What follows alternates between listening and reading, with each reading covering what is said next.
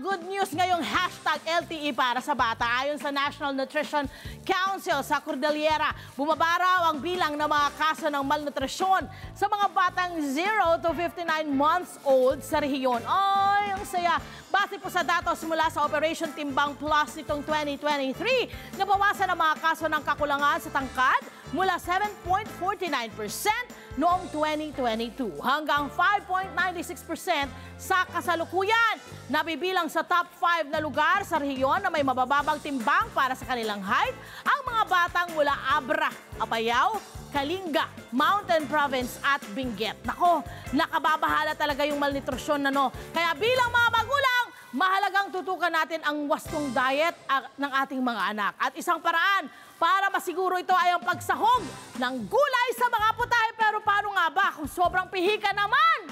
Ang arte-arte ng mga chicken mapili, ha? Ayaw kumain ng gulay, aba. Dito ho papasok ang pagiging wais nating mga nanay, tatay, lolo, lola, tito, tita, ate, kuya. Para turuan po tayo, eto na, may makakasama po tayo ngayong umaga. Mapayan po tayo. Chef Michelle Valencia, good morning, Chef! Good morning po, Miss Good morning, kumusta ang umaga mo? Okay naman po. Nagluto ka na ng gulay? Yes po. Okay, eto na! Chef, batiin mo muna yung mga nanonood ngayon at nakikinig sa Net25 at Radyo Agila. Good morning po sa lahat po ng nanonood ngayong umaga. Yes, at mga nakikinig sa radyo, ito na. Alam nyo, nagkausap na kami ni Mami, wala pa siyang bebe. Pero at least ngayon pa lang, talaga nire-ready mo na yung sarili mo. Yes. Dahil itong kailangan ng mga bata Yes talaga, po. no? Wastong nutrisyon. Okay, paano ho natin ma-incorporate yung ating mga gulay sa ating dish para makain po ng mga bata? Yun, meron tayong Ipe-prepare ngayon. So, mas madami po yung vegetables natin. Ano po ang tawag natin dito sa ating recipe Burger dito? patty lang po ito. Burger patty. Na mas madami yung vegetables kaysa doon sa meat. Okay, so ang nakita, meron ho tayo dito, pakikwento, Chef, ano yung mga ingredients na meron tayo rito? So, dito po meron na po tayong potato, carrots, at egg. Yun pa lang po. Kasi isasama po natin ito. Isasahog ko na ito. Isa-isahin po natin ito. Ito ano to, Chef? Broccoli po. Broccoli, na talaga namang hiniwa ng maliliit, ha? Ayan na siya. Susunod natin ay? Potato po. Potato, ganun din. Minced din po ito. Yes, and Ito, ano konting to? mushroom din po. Konting mushroom. Tapos parsley. Parsley. Ayan, mga ganyan konti lang. po. Konti lang. Then, more carrots pa po. More carrots. Ito yung carrots natin, ha? Yan. Malinaw po ito ng ating mga mata. Ayan. Ano yung mga health benefits nito? Eh, naku, napakarami pag gulay, di ba? Yan, okay. So, anong gusto gagawin ko dito, Chef? So, i-mix lang po natin. I-mix, ayan. So, i-mix mo natin siya. Ayan, Lagyan may natin ng gulay, konting flour. may karne. Lalagyan ng kunting flour.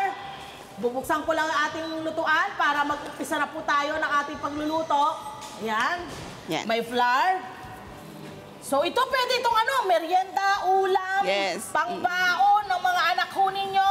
At ang kagandahan po nito, para itong yung usual nilang kinakain na burger patty. Yes po. Pero yung healthier po na version. Okay. Pwede rin pong gawin na, imbis na pork po, pwedeng chicken. Ay, So, yan. pwede nilang gawing chicken nuggets. Pwede rin sigurong tokwa. Yes po, Ay, pwede rin. yan. O, at may mga option po kayo. Ha? At itong kagandahan nito pag nagluluto talagang pwede ko kayong mag-option. Okay, pagkatapos nito, Chef, anong ilalagay natin? Okay na po yan. Okay na ito. Ayan na, hinalo-halo lang natin. Lagyan po natin ng konting salt. Asin, oo nga naman, papalasa. Ayan, so mayroon po tayong nilagay na asin. Doon po sa ating kaninang mixture po, yung ating mga nakikinig mo ngayon sa Radyo Agila, nilagyan po natin ng, may nilagay po tayo kaninang giniling, carrots, parsley, potato, broccoli, okay, mushroom. Ayan. Ngayon kung gusto niyo pa magdagdag ng gulay na iba Yes. pa, go for it. Ha? Go for it. Wala naman pong yan. Okay Wala na po. naman pong Lagyan po natin ng oil. Nasaan yung oil hindi natin? pwedeng ihalo. Ayan. Ano pa kung kailangan? Oil po. Nasaan yung Oil. Yung ating Nawala. oil. Okay? Siyempre, kailangan may oil tayo. Ayan, siyempre. Susulog na. Ang ating oil. Kunting Mahina sulog naman. na. Okay? Buksan natin. Wait lang ha. Ayan, tanggalin lang natin. Lagay tayo ng ating oil. Oil. O yan, may Okay na oil po. tayo. Okay na ba? Ayan na yung ating oil. Sandali, taas na natin ito para siguradong mainit na yan. prito nito, chef?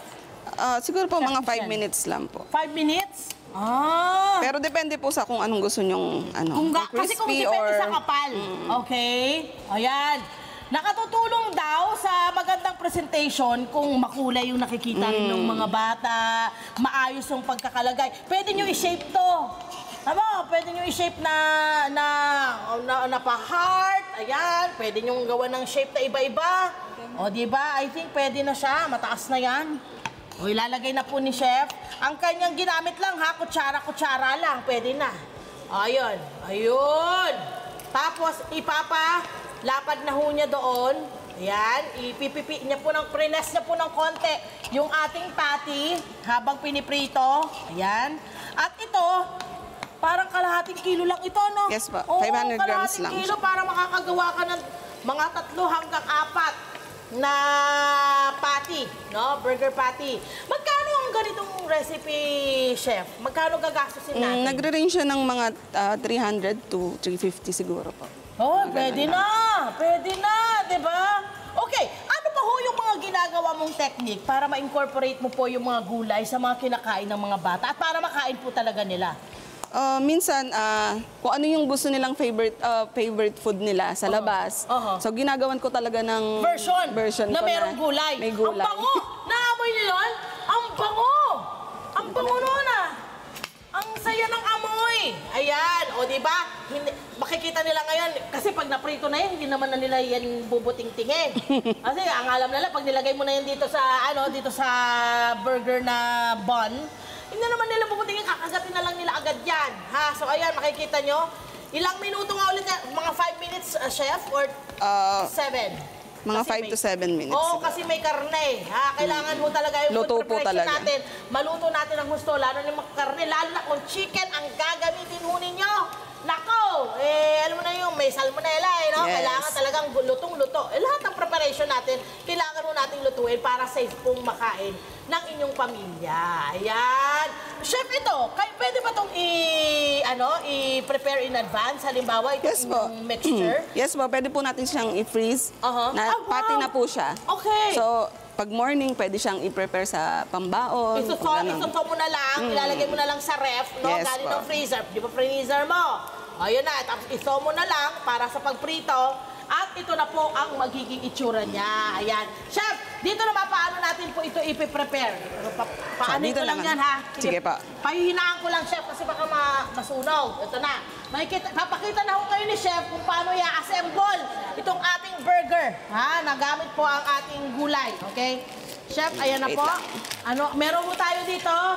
Pakikwento sa atin, Chef, ano yung meron kayong ingredients dyan?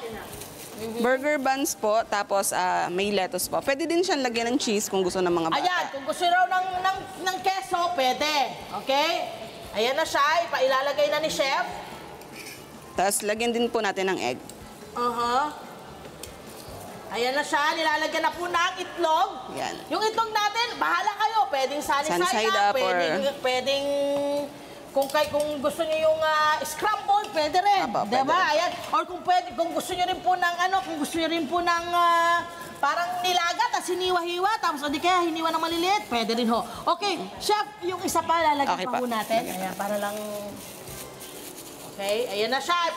Meron na ho tayo dito, So, bahala ka na kung ano po yung iyong gusto kung gusto ilagay. nilang may Kung cheese mahilig ka or- sa ketchup, pwede. Kung gusto mo naman ng mayonnaise. white sauce, pwede. Okay. Mula po rito sa ating burger patty, syempre gusto natin itodo-todo na yung pagiging responsable nating magulang at masiguro natin na yung kakainin at masasanay na kumain yung ating mga anak ng prutas at gulay. So ito ngayon, Chef, meron tayong ibabahagi naman na parang smoothie, no? Yes.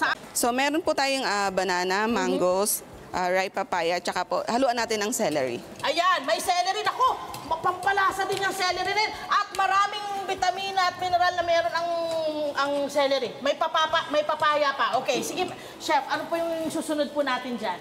Meron na tayong yellow doon. Nakalagay na po yung ating yellow. Nakalagay na po sa ating blender. Di ba? Kung may blender.